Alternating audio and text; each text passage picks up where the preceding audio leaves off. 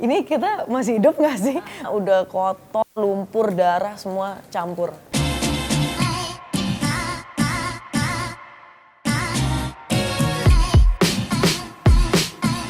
Kalau sebenarnya film ini menceritakan mengenai perjalanan ayahnya Alfie. Aku berperan sebagai Alfie. Yang berperan sebagai ayahku itu Om Reza Hetapi. Jadi perjalanan hidupnya dia di mana ya di hidup ini kan kadang kita mengambil keputusan yang salah gitu. Jadi ada dalam hidupnya ayahnya Alfie yaitu Lesmana memilih keputusan yang wrong decision dan itu turns out menjadi sesuatu yang mencekam gitu dan ini masih surprise jadi aku belum bisa ngasih tahu tapi nanti kalau udah nonton pasti ngerti banget keputusan apa yang salah dalam hidupnya dia gitu. Nah bagusnya kalau Sebelum Iblis Menjemput mungkin mengambil kayak tone-nya lebih ke international tone ya dari pengambilan dari ini tapi kalau untuk dari segi gaib, mistis dan semua kita tetap lokal, tetap Indonesia. Dari ritual atau apa nanti yang bisa dilihat di filmnya itu, oh ini Indonesia banget gitu.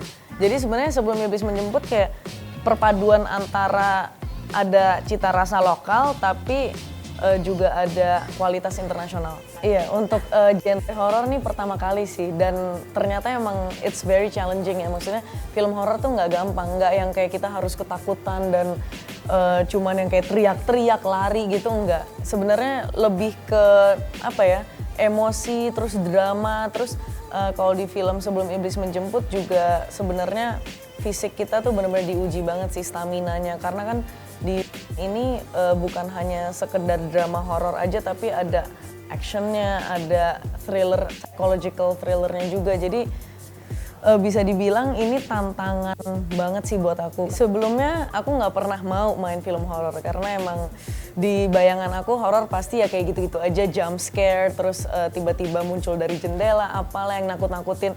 Kita meeting bersama dan aku dikasih skripnya.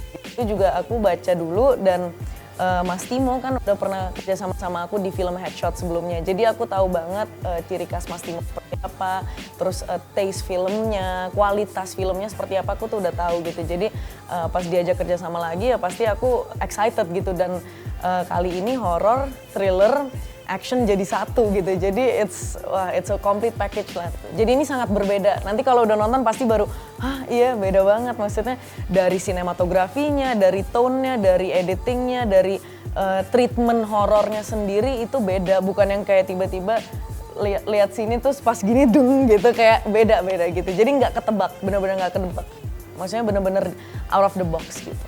Karena kita nggak menampakkan sosok yang udah ada ya misalnya kayak pocong, kuntilanak, genderuwo atau yang lain-lain itu nggak ditampakin gitu kan di film ini. Jadi itu yang membuat Sebelum Iblis Menjemput beda juga sih. Jadi nggak ketebak nih sosok iblisnya kayak gimana sih gitu. Jadi bener-bener beda banget. Pasti deh banyak banget yang ngomong kayak gitu kayak oh pasti mau main film horor karena lagi tren ya. Tapi sebenarnya sih kalau menurut aku nggak ngikutin tren ya untuk aku sendiri. Ya karena ada kesempatannya satu. Kedua juga karena memang aku mau explore menjadi karakter yang lain lagi. Alfie ini kan karakternya beda banget sama film yang pernah aku peranin. Maksudnya karakternya tuh ya challenging banget buat aku juga untuk menjadi orang yang sangat dingin, nggak friendly, terus pendiam yang kayak gitu-gitu tuh butuh waktu juga buat aku untuk bisa menjadi orang kayak gitu. Akhirnya aku ya pasti tertarik untuk main film ini. Jadi ya kesempatannya sih.